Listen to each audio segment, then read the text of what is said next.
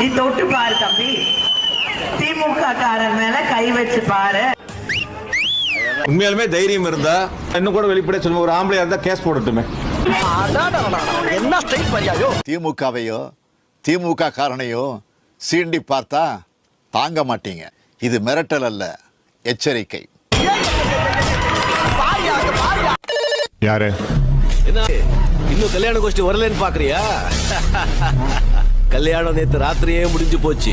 இப்போ ரிசப்ஷன். புரியல?